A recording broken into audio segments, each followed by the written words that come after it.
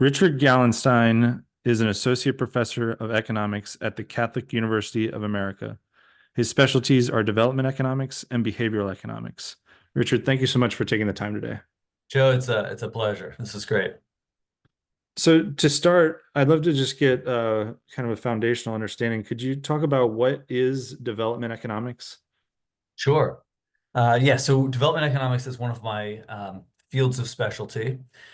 Within economics as a subject, as an area, there are two big categories. There's macroeconomics and microeconomics. Macroeconomics deals with kind of aggregate metrics of economic performance. Microeconomics deals with kind of the individual decision making of individual agents. So there could be people or firms or like companies.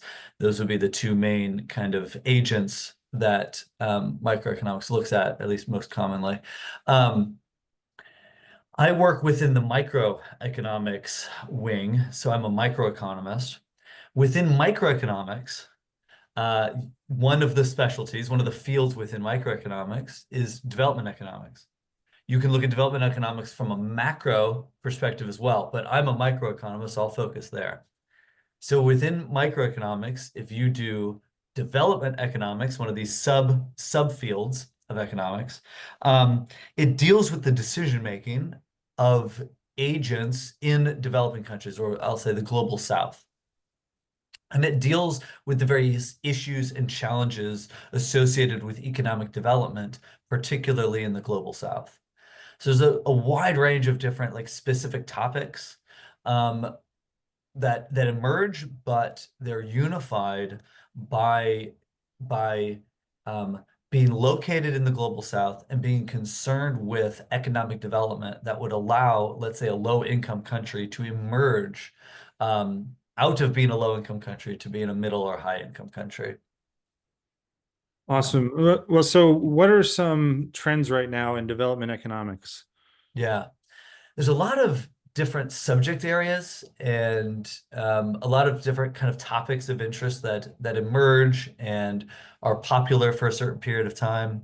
And so we could go through a number of different kind of like topics or issues that are just, um, and I'd be happy to do that. Although I think probably one of the biggest stories in development economics in, let's say, the last 20 years hasn't been topical, but has been methodological. Um, so in the last 20 years, probably more than that, um, a particular methodology has become, maybe I'd say almost dominant or definitely kind of seen as the gold standard, and it's utilized a lot in development economics. And this methodology is an experimental methodology. It's called a randomized controlled trial. And it's a methodology kind of imported from the hard sciences, especially medicine. Um, and it's a methodology that allows you to very cleanly and precisely measure the causal impact of programs or policies. The basic idea is this: you have a population of agents.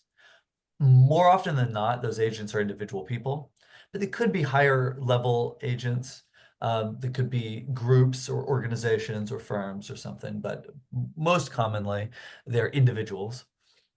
And so you have a population of individuals, and you divide that population up into different groups randomly. And then you give some policy or program or intervention to one of the groups and not to the other group.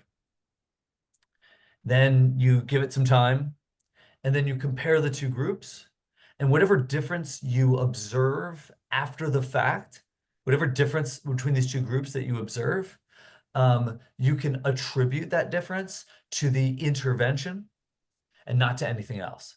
That's the idea. So it gives you a nice clean measure of the causal impact of that intervention. Um, so I'll give like an example. So I use this with my students all the time. I've done work in Ghana and in Tanzania. And so my examples are always from like northern Ghana. And my students, they laugh at me because it's like, oh, back to northern Ghana again. But it's like, hey, that's where I've worked. And I'm not super creative. Um, so let's imagine we're in northern Ghana with communities of smallholder farmers. So these would be farmers that grow food on plots of land that are, cumulatively probably less than 10 acres, usually. And they grow food in part for their own consumption. So we'd say, okay, they are kind of very low income households. And northern Ghana is very kind of low income part of the country of Ghana. That's where I've worked. Um, and so let's say we want to explore the potential feasibility of some intervention um, in terms of its ability to improve the incomes of these smallholder farmers. Um, okay, we could think of lots of different things. There's a lot of different topics of interest. It's like, well, if you give people access to credit or loans, will that improve their income? Or I've done work on that. It's like microfinance. Um, or maybe risk is the problem. If you give farmers insurance, will that help them? I've done a lot of work on microinsurance. Or maybe it's technology. Like maybe farmers need more fertilizer or more pesticides, and that would really kind of allow them to grow their incomes. Okay, so we can think of lots of different things, different interventions that could be provided to these smallholder farmers to help their incomes grow over time. All right, so for my illustration, let's say just something very simple. I want to know what's the impact of fertilizer on farmers' income. I want to increase farmers' income. So I might ask, well, if we give farmers fertilizer, or if they have access to fertilizer to buy, will that improve their incomes? It seems like a worthwhile research question. How would we answer that question? Well, one option is we could just go to northern Ghana. We could find a bunch of farmers who already use fertilizer and a bunch of farmers that don't use fertilizer. And we could collect data on them. We send people out, ask them surveys like, hey, how many bags of corn or maize did you harvest last season? Okay, what price did you sell it for, right? You go ahead and collect data. And you can compare those two groups, the group of people, the group of farmers where they use fertilizer and the group of farmers where they don't use fertilizer, and you can compare them, see the difference. The problem with that, though, is that farmers that use fertilizer on their own are probably going to be very different from farmers that don't already use fertilizer. They're going to be very different in all kinds of ways other than the fertilizer itself. And so when you compare farmers that use fertilizer to farmers that don't use fertilizer, you're not getting a clean comparison. You'll observe differences between these groups, but the difference between the groups cannot be attributed exclusively to the fertilizer, which means you're not really seeing what the fertilizer is doing. And that's what we want to know. We don't want to just know, do farmers that have fertilizer have higher incomes? That's correlation. That doesn't tell us much. We want to know, does giving farmers fertilizer make their incomes go up? That's what we want to know, because that is a policy question. That's a question that an NGO or a local organization or a local government or a national government or an international aid organization, that's a question that one of those institutions can act on, because if fertilizer causes incomes to go up, well, then we can say, well, let's give people fertilizer. Okay, so I need to know, does fertilizer cause farmers' incomes to go up? Because if it does, then I can act on that. All right. And you can see that just going in and observing the state of affairs at the present, we call it observational data, observational research, it doesn't give us what we need. It doesn't give us what we need for policy action. So this is where the RCT comes in. You take a group of people who presumably are not using fertilizer right now, and you randomly assign them. You have a population of people, you randomly assign them into two groups. So let's say we find 1,000 farmers that don't use fertilizer. We randomly assign them into two groups, 500, 500. Because this assignment was random, these two groups should be the same on average. They might not be the same, they might not be numerically identical, but on average, they should be the same. Okay. With respect to tons of characteristics. So like the same age on average, the same level of education on average, the same amount of land on average, the same, farming background on average. They should be comparable on average with respect to a wide range of characteristics. Okay. Then, because they're the same, there's no other confounding factors. They're the same on average. You give one group the fertilizer, the other group stays status quo. The group that gets the fertilizer, okay, now they've got fertilizer. So for a year, hey, they got their fertilizer, they apply it to their farms, we see what happens. We come back a year from now and we measure the difference between the groups. Remember, the groups were the same on average. Let's say they had the same income on average. We come back a year later, we measure their incomes. If the group that had the fertilizer has higher incomes than the group that didn't have the fertilizer, when they were the same before, now their income is higher, that would indicate to us that the reason it was higher is the fertilizer itself, because they're the same with respect to all these characteristics, except for the fertilizer. The fertilizer is the only thing that's different. And so if the group with the fertilizer now has higher incomes, we can attribute this new difference to the fertilizer itself. And we can say that's the causal effect of the fertilizer. And so if we can measure that effect, then we can make policy action. We can say, look at that. Fertilizer causes incomes to go up. That means fertilizer is really helpful. Let's go for it. And we can be a little more sophisticated with say, well, how much does it go up? Do incomes go up enough to pay for the fertilizer? Because maybe it goes up, but it doesn't go up enough. And so fertilizer is actually not an efficient way to do it. We have to go searching for other things. Or maybe it does go up enough. Like if a bag of fertilizer costs 100 Ghana cedis and farmers' incomes go up by 50 Ghana cedis when you give them free fertilizer, well, that actually wasn't good enough. It'd be better to just give farmers 100 cedis than it is to pay for 100 CD bag of fertilizer so that they make 50 CDs more of income, right? So you do a cost benefit, you can kind of compare, like, is this a good enough impact to motivate policy action by whatever institution? It could be government or NGOs or whatever, Okay, so that's an RCT. That's a very long-winded explanation of an RCT, the logic of it. And this method has become the gold standard in development economics and beyond, outside of development economics too, but it's just used a lot in development economics. And I think it's the biggest story in town. There's other stories, but I think it's the biggest story. Well, Very so long. Yeah. the randomized controlled trials have tons of benefits. It seems. Are there any drawbacks to, or any reason why we wouldn't just implement randomized controlled trials in everything that we do? Yeah, that's a great question.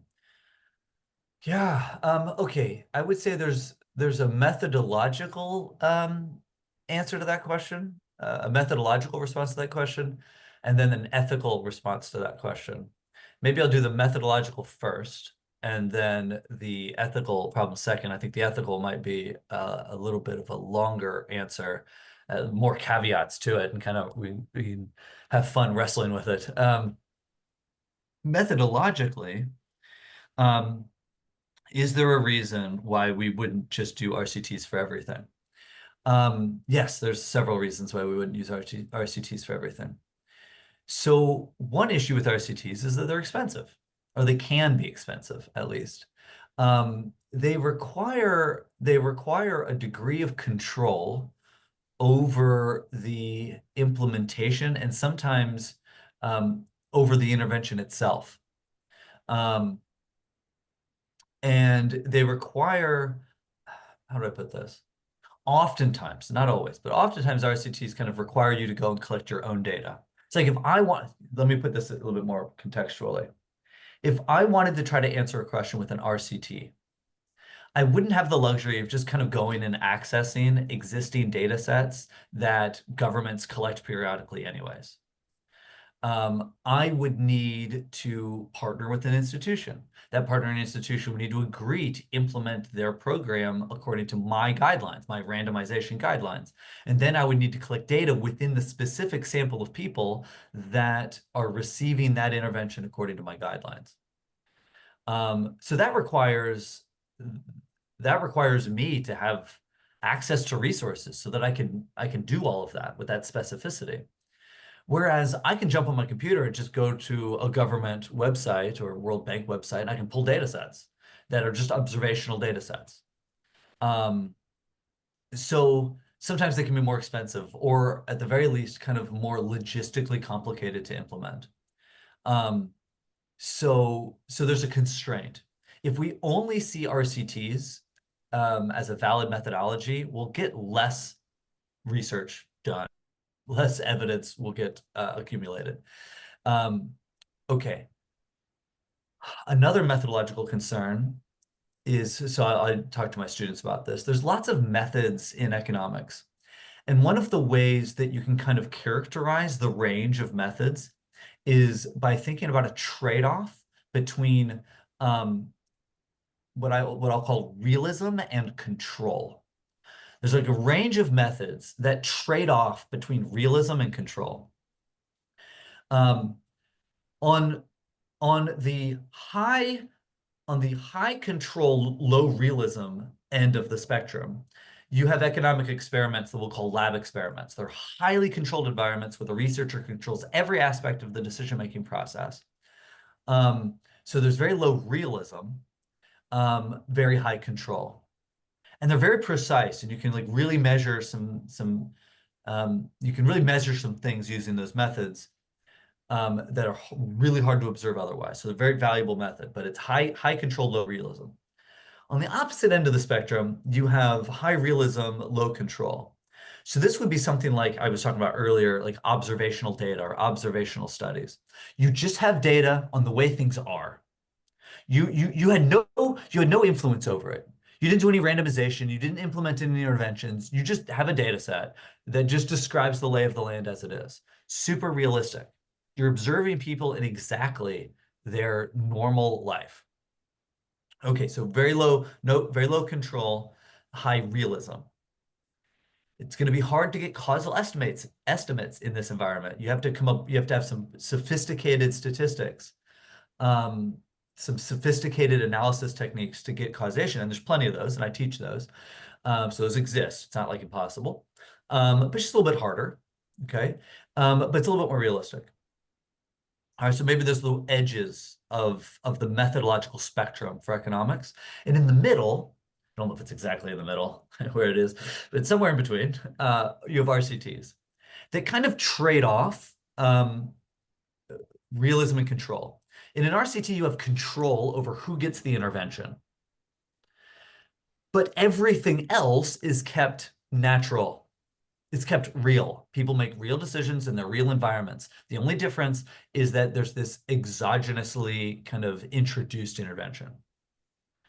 Okay, so RCT's got a balance between that realism and that control. Okay, all of these methods have value. All of these methods provide a good to the broader knowledge generation process. If so, to your question, why wouldn't we just use RCTs for everything? Well, it's because all of the methods have value. All of the methods provide us a certain window into reality that other methods don't in some way. And so at least my perspective is, I think we need all of the methods. We need high realism methods because they avoid maybe kind of weird things that might happen when you mess with reality through your intervention. So these are value. They shine a light onto reality that we're trying to measure with our research. And RCTs shine a light on reality that we're trying to measure. They're really good at causation. At the same time, it's like you're still messing with things. You're still introducing something in a way that's not exactly the way that it would be implemented in real life. So you're still losing a little bit of realism with it. And then lab experiments off to the high control, low realism end of the spectrum. They're really valuable for measuring things that are hard to observe in kind of people's natural environment. So you really need all of them. I don't think we can absolutize any of the methodologies. I think when we have a research question, we should think that there's probably going to be some combination of all the methods that will give us the fullest picture. All right. Um, Maybe my last methodological comment, response to your question, is that RCTs require a certain, like every methodology requires certain things to be true in order for that methodology to be valid. There are certain requirements, it's like data requirements. RCTs have certain requirements. So I mentioned earlier my example about the farmers and the fertilizer. Um, in my illustration, I said, imagine there's 1,000 farmers and you separate into groups of 500 and 500. For an RCT to be valid, when you take a population and you break it up into subgroups, you have to have a large enough quantity of agents, so farmers or whatever the agents are. You have to have a large enough, I'll say, sample size of agents so that this characteristic of being comparable on average is actually true. So you have to have a pretty large sample size of relevant agents. And not every research question can be answered. Not every research question can be answered using a methodology that requires a large number of relevant agents. And so if we overprivilege RCTs, what we'll end up doing is we'll overprivilege certain research questions over other research questions. We'll kind of implicitly begin to think that like the only questions that are worth answering are the questions that can be answered with an RCT, which is almost certainly not the case. And so we don't want to do that. We don't want to overprivilege the research questions that can be answered with the methodology. We want to identify all the good research questions and then answer those questions as best we can with the methodology that best matches the research question at hand. So we don't want to go nuts on a method. Yeah. Yeah, okay. Those are the Well, methodological. Any thoughts or comments? well, so you also mentioned the the ethical element or an ethical debate on randomized controlled trials. What is the RCT ethical debate? Yeah. Yeah, great question. Okay, so ethics might play a role in this issue of like, well, how much and how often and what context do we use RCTs as a methodology? Okay, first I would say that probably most, I guess I don't know that, I don't actually have data on this, but I would imagine that most RCTs are implemented after they have been reviewed by some ethical review board. So it's very common in the United States. Most big universities have an ethical review board. It's called the Institutional Review Board, or IRB. And most kind of large research institutions have IRBs. And a lot of times, like when you go to publish a research paper that uses data from an RCT, you have to demonstrate that that RCT had been reviewed by an institutional review board. And there's a couple of principles that the review board will use when evaluating the ethics of an RCT. I'm just going to go through these briefly, and then I'm going to broaden the ethical question outside of what the IRB does. So just very quickly on the IRB and some of the principles that they use. So one principle is informed consent. So the basic idea here is that if a person is going to be the subject of a research study, that they should know that they are, and they should understand the costs and benefits of being a part of that study and be able to give their consent. Now, typically IRBs will create some context in which that condition doesn't have to hold. So for example, if the chance of harm is really low, and if informed consent would jeopardize the integrity of the research itself, the IRB will sometimes give exemptions from that condition. But that's a general condition of informed consent. And then another one is the beneficence principle. This is the idea that we should kind of, to the greatest extent possible, avoid harm to the recipients of an intervention. Okay, so those are some kind of major principles that will get reviewed during an IRB process. Okay.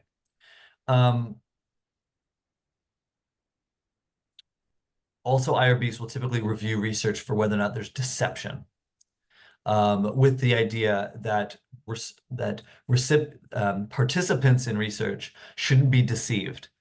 If they're deceived, like if the research requires some form of deception, then the IRB will typically require that there's a debriefing after the research was done to reveal what the deception was and to kind of explain it. Okay, so those are some major things that you'll see in an institutional review board review of research for ethics. Okay, but the IRB review of ethics doesn't capture kind of the full spectrum of issues that might come up ethically with RCTs. And so there's kind of there's a debate about this. You know, is it ethical to implement RCTs? And you'll hear different arguments. I spent a little bit of time in my class just wrestling through this with students, and so let's maybe we can chat about a couple of things that come up, and maybe we can even deduce some additional principles that might be helpful for maybe trying to navigate the ethical landscape of an RCT. So one concern, this comes up all the time, and especially comes up if you're working with like an institution that provides services. So if you're working for a nonprofit, for example, and the nonprofit exists to provide resources to those who they deem need it most.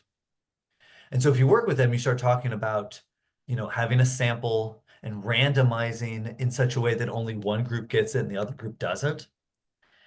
That really that really sounds like you are systematically excluding one group from receiving an intervention. Also, I don't think I used these terms earlier. Let me introduce some terms just in case it's helpful.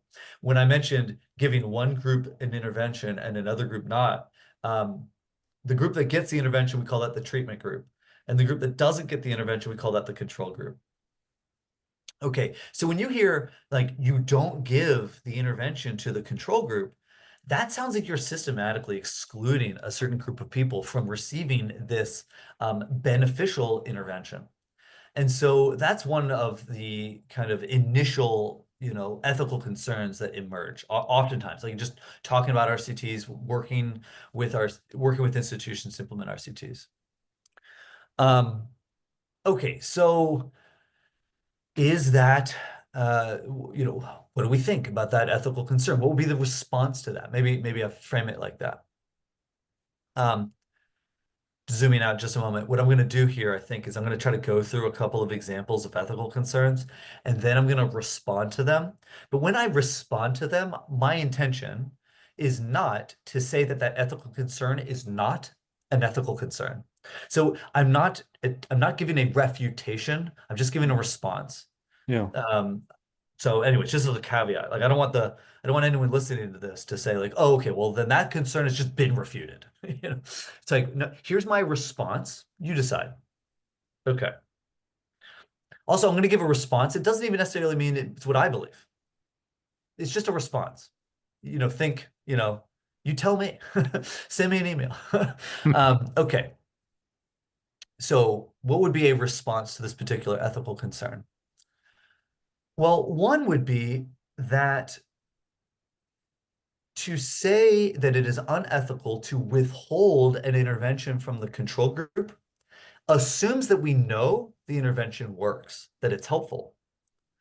But if we already know that it helps, like if we already know that it works, we don't really need the RCT. Now, maybe we need the RCT to measure like how much does it work? Okay, that's fair. But in a certain sense, we're doing this RCT because we don't know. We might think it works, but we don't know if it works or if it works enough to justify it. So to say that it's unethical to exclude the control group from an intervention, it seems to be assuming too much, like perhaps assuming our conclusion. This is something important to think about. Like, how well do we really know that this intervention is helpful? Why are we doing this RCT in the first place? Okay, if we really don't know if it helps, it's not obvious that the exclusion is a bad thing for the control group. All right, I'll come back to that. There's some more caveats to that issue. But just sticking with this one.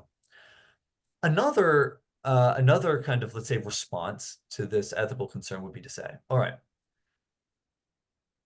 does the implementing institution have the resources to provide their intervention to everyone that could possibly need it?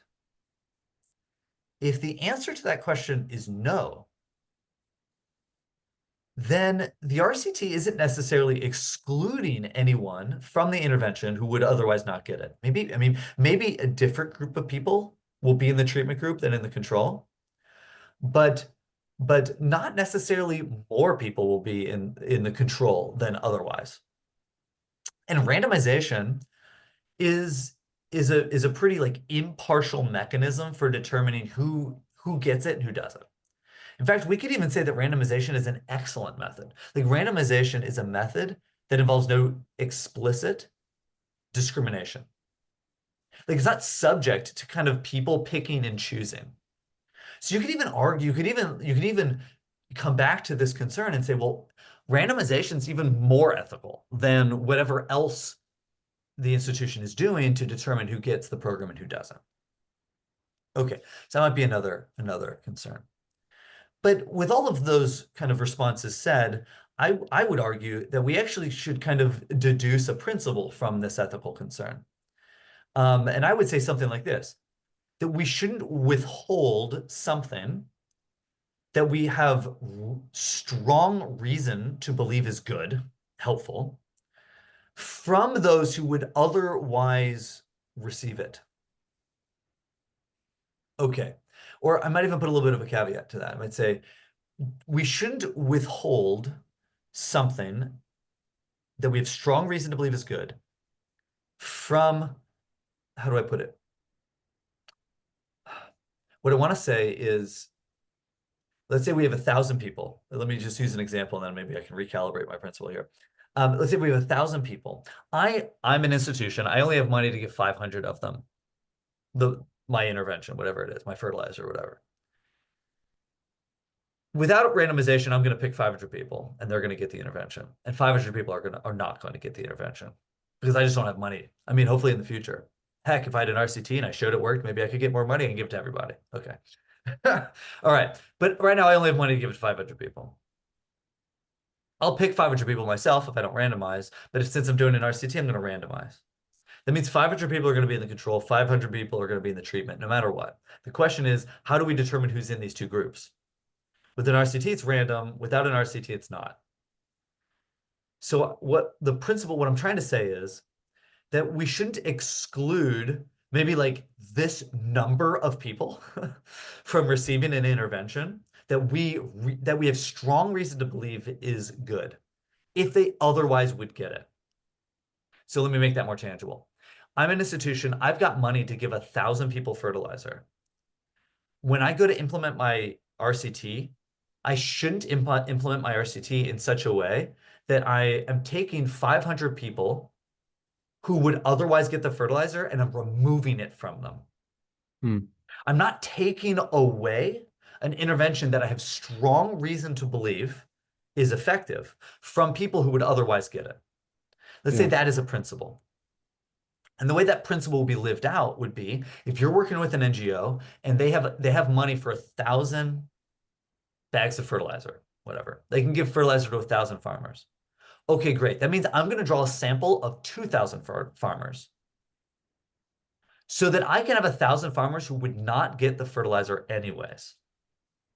And I'm going to use randomization to determine who are the actual individuals that fall into that population of 1,000 that don't get it, and who are the individuals that fall into the sample that do get it. But I'm not reducing the gift of the intervention. because of my RCT. Okay. All right. So maybe that's one concern. But you probably see from the discussion of that concern that we've already touched on this issue of like, well, we don't really know if this works. We don't know if the intervention works. Like if we knew that it works, like if we really already knew, then we don't have to do this. The reason we're doing this is we don't know. It's an exercise of learning in a context of uncertainty. Like we don't know. Okay. So then we can say, well, what if the intervention is actually harmful? That seems like an ethical concern. Like we're going out there, we're doing these RCTs, we're evaluating impact of programs. What if the programs are harmful? I mean, that's possible, right? Like if we don't know, then certainly it's possible that the intervention is actually harmful. Isn't that a concern? Isn't that an ethical concern? It's this weird catch-22. Like if if I'm really confident it helps, then I don't need the RCT. If I'm legitimately if I legitimately do not know if it helps, like it really could be either way, then I have good reason to implement an RCT so I can find out. But then aren't I running the risk that it doesn't help? Right? So it's actually maybe it's harmful. Okay, so this could be an ethical concern. Um, all right, how would we respond to that ethical concern? Well, a couple of ways. One thing is oftentimes you do RCTs with interventions that are already being implemented or already are being planned to be implemented, which means the researcher is not actually like the causal agent in implementing this program. Now, the researcher might have some influence. They might be able to provide some advice to an NGO or a government about what this should be, what the intervention could be. And sometimes researchers get big enough funding that they can come up with an intervention themselves and implement it. But oftentimes RCTs are being done with something that's implemented already, which means you aren't, if that intervention is causing harm, you as the researcher are not the one doing it. You're the one trying to figure out if is it causing harm so that you can tell the relevant decision makers to, hey, stop doing it that way. Okay, so that might be one concern, one response to that concern. But I would say we should deduce a principle from this concern, and that is we should make sure that we have good reason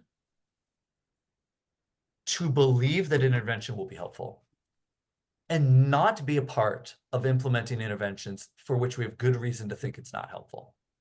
We won't have certainty, but what this principle is kind of indicating is that we should do our due diligence.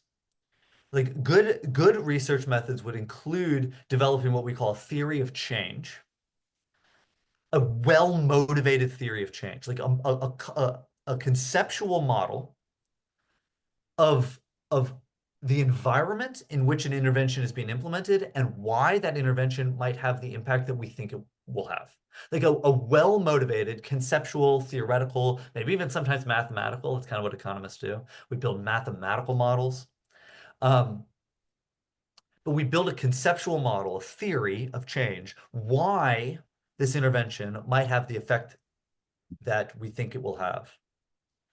We try to identify like what are the potential pitfalls, like what could go wrong, why might it actually have a negative effect. You do your due diligence in advance so that when you implement an RCT to evaluate a program, when you implement a program to the extent that you participate in that process, you can be confident that you have good reason to believe that if it has an effect, it will be a positive effect. And then you do the RCT to validate that theoretically motivated kind of assertion, hypothesis, let's say. And that would be good kind of research methodology, is to have that in place. Okay, so I've going on for quite a while here. Maybe a couple other concerns. Do we have time? Yeah, absolutely. Okay. All right. So maybe kind of two other concerns. So one concern is long-term versus short-term.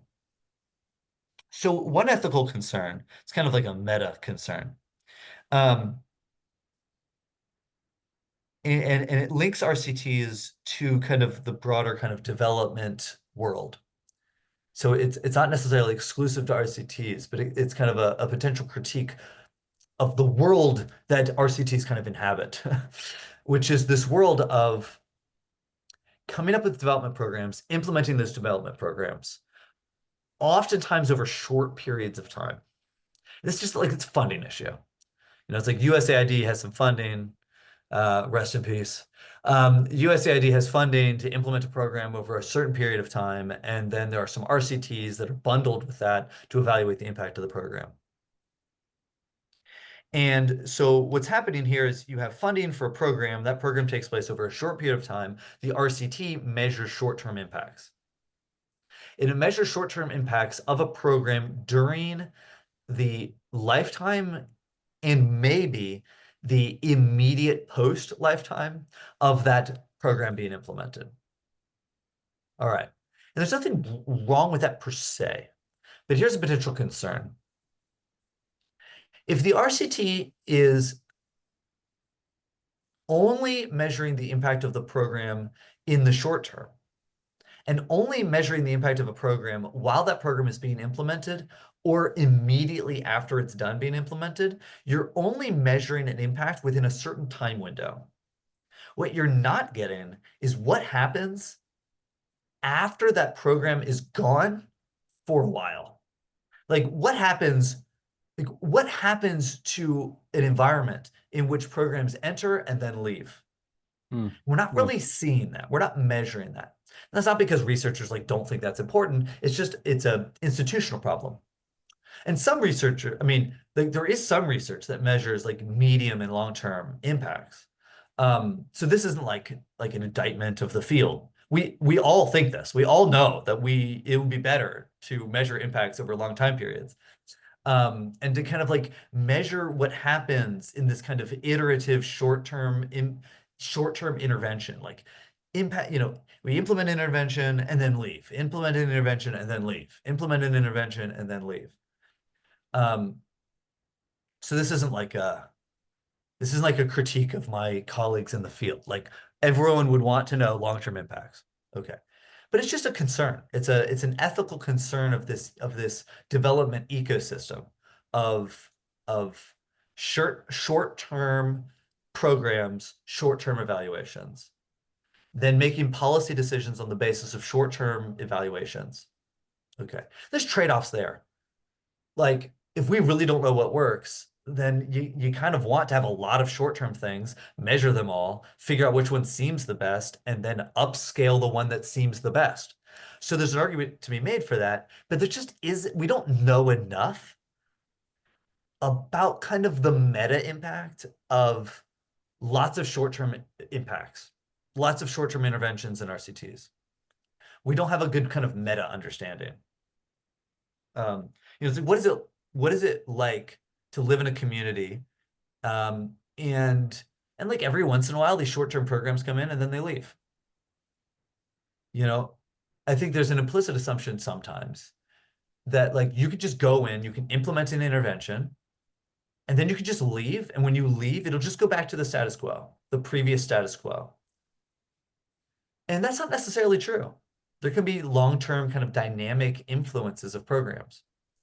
And I've been a part of a research team that I think has done really good work in terms of trying to measure the resilience, to basically measure the medium to long-term impacts of programs. Like if you implement a program now, how does that perpetuate through time? It unfortunately is this group that I was a part of. It was the Feed the Future Innovation Lab for Market Risk and Resilience, and unfortunately, it suffered. It suffered under the end of USAID. So, but I think they were doing really good work in terms of trying to understand how programs today can influence long-term resilience over time. So again, this isn't like some critique that like my other colleagues would say, oh, that's dumb. Like I think we would all agree that this is a concern. So it's an institutional concern, not like a researcher concern. Okay, now can we deduce any principles from this? I think wisdom in terms of trying to design, implement programs with a perspective towards sustainability. Um, that can be ecological sustainability, but it's institutional sustainability. Um, and integrate RCTs a um, within a broader environment of program intervention, to integrate RCTs into that environment in such a way that the RCT is meant to kind of create an iterative process of improvement and optimization, um, rather than kind of just like, well, one and done. Like, did it work? No. Okay, cancel. Did it work? Yes. Okay, then this is it. So a little bit more of an iterative growing in knowledge process. Again, that's super controversial. I'm not saying things that are controversial. I don't think they're controversial within the field. Okay. Um, and then the last concern, it's just like, are we using people as guinea pigs? Like RCTs are really common in development economics. Why? Well, it's because they're cheaper. Um, because there's a lot of NGOs that work in developing countries. So you can kind of partner with NGOs and you can, kind of work with them to set it up so that they implement their programs randomly and, like you can collect data in a reasonable way. Maybe I shouldn't say because it's cheaper. Maybe I don't know that. But so let me just reframe it. Is there any sense to which this RCT revolution is an expression of researchers in the global north kind of like using individuals in the global south as guinea pigs as a part of kind of like an intellectual endeavor that isn't a practical help them endeavor? um I think that would be a concern, and that's a very kind of like introspective concern, and it's an institutional concern. It's an intro, how do I say it, like it's a concern that has been the subject of my own introspection. Like, am I just some guy living in the global north, just like coming up with interesting research questions that I think are interesting? And like the way that I answer them is just like go over there to Ghana and like just try to answer them so that I can publish my papers. And um and like it doesn't really matter. Like, are they a part of it? Like, does it help them in the long term? Like, do I really care? Right? Like, I think that's the concern. This is maybe the deepest one. It's like, who am I? What am I doing? Do I really care? And is it the case that what I do like contributes to the well-being of the people that I kind of like in principle want to help? Like, is that real? So part of it's internal. Who am I? What am I doing? Why am I doing this? And are my actions actually aligned with what I think I want to accomplish with this work that I do? Maybe we can deduce a principle. uh, like, let us, as those who work in this field, like sincerely desire and align our wills with the good of those who um, are the subject of our research. And like that's a complicated question. I mean, it's an indictment against myself. How much do I just do research so that I publish papers?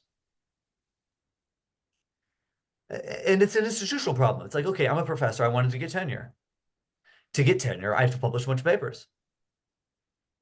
And so I need to come up with papers. Like my incentives, my institutional incentives are aligned in such a way that like my payoff doesn't come from farmers in northern Ghana being better off. My payoff comes from publishing papers. Now, of course, hopefully, the publishing of those papers will contribute to the well-being of farmers. I hope that that's the case. And I think in a very general sense, it probably does. But how strong is that connection? Are my incentives truly aligned with the well-being of farmers? Now, some people might say, well, That's actually not your goal. You're an economist, you're an academic. Your goal is not to personally benefit farmers. Your goal is to generate knowledge. And it's someone else's job to convert knowledge into action that benefits farmers. I don't know. You decide, like, these are the things that I wrestle with. Like, is that true?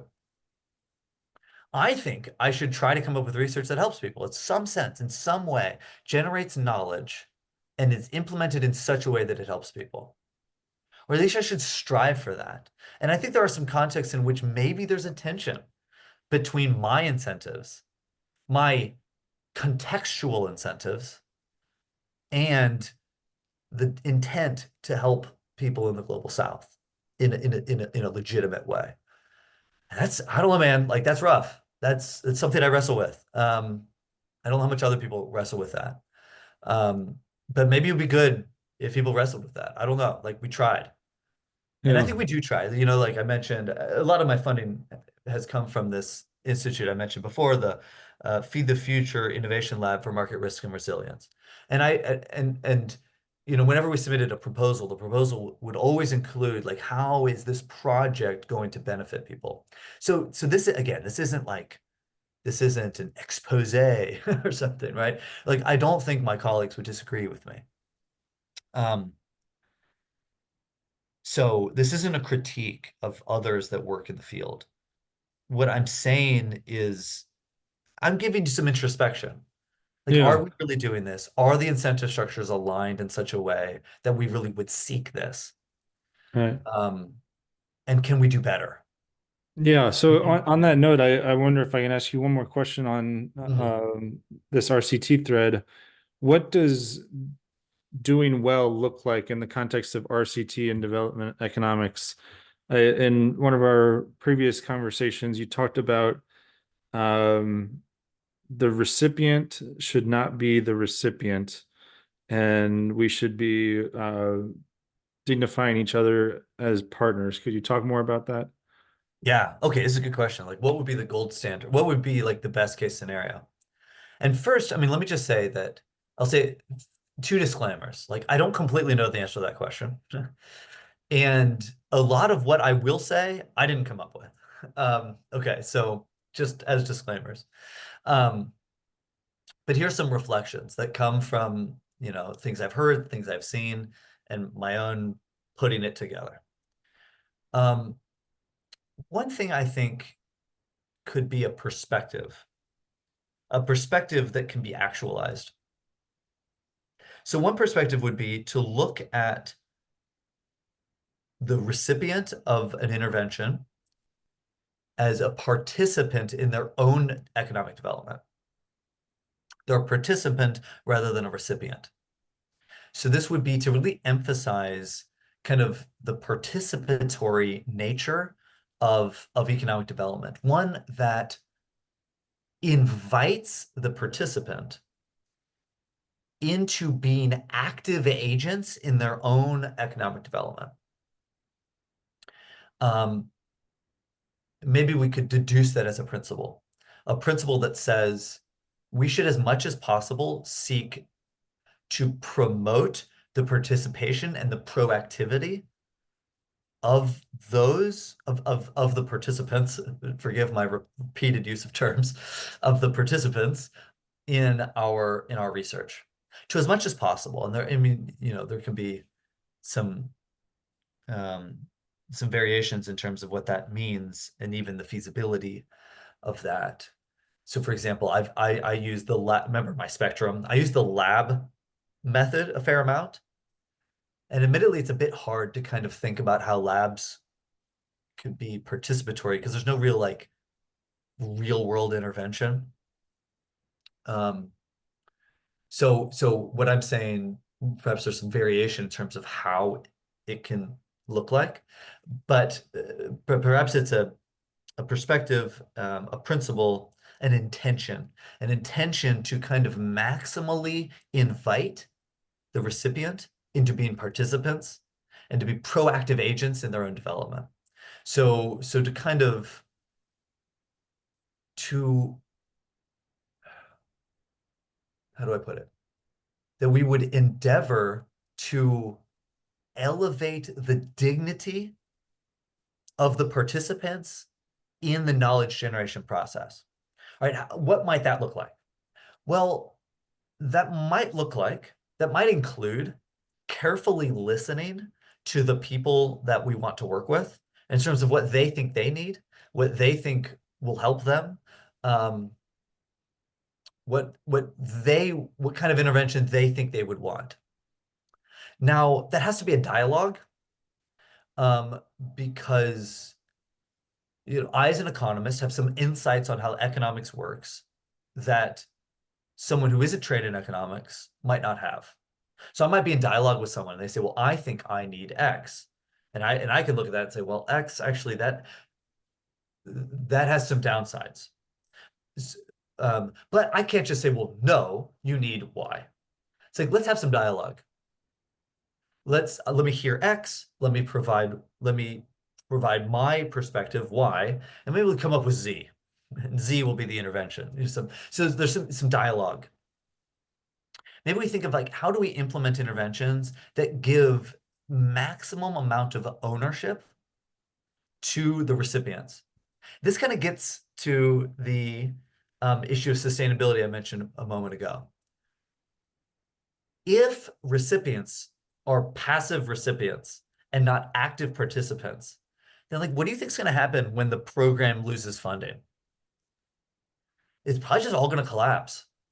Yeah. But what happens when your passive recipients become active participants who take ownership of the program itself and to the maximum extent possible are the drivers of that program? Well, then even if the NGO or whatever loses funding, or moves on to something else, there's going to be some institutional sustainability after the fact because they've taken ownership. It's theirs now. It's not mine anymore. It's theirs. Um, so I think we should seek as much as possible to pursue that participatory and proactive kind of perspective towards implementing programs. And and seeking to integrate RCTs and other evaluation methodologies into that process as an iterative improvement process rather than a one and done.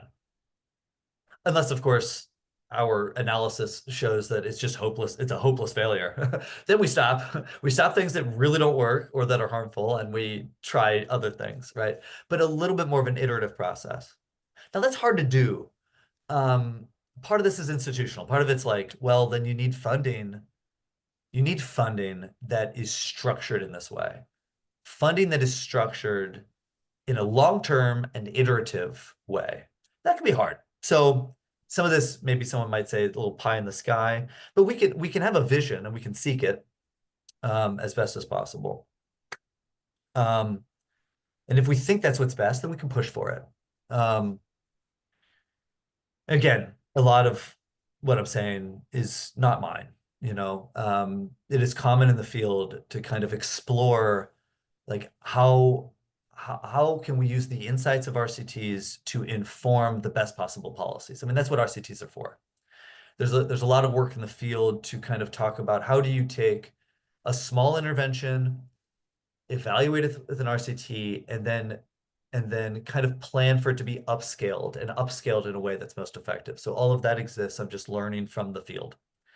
Um, a colleague of mine here at Seaway, her name's Dr. Sofia Aguirre. I hope she doesn't mind me dropping her name.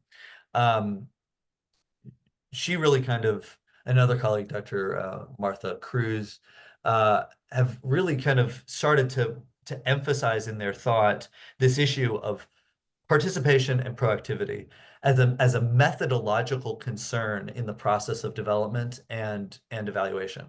So I get a lot of what I'm referring there to some of my colleagues here, so just give them credit. So yeah, I think some of those would be the principles that I might use to kind of think through maybe the best way to do it. Well, that sounds like a nice vision for doing this work, and I appreciate you taking the time to unpack all of these concepts, and also just for taking the time to talk to me. And Absolutely. I hope we can continue the conversation down the road. That would be great. I would love to. We can do other topics. I've enjoyed the sorry it was just so much just uninterrupted, just me lecturing basically. I am a professor, so it comes naturally. Yeah, no, So this is forgive me, great. audience. Um, All right. yeah, hopefully it was helpful to you. And Joe, I would love to come back, if we want to talk other topics. It'd be fun. Awesome.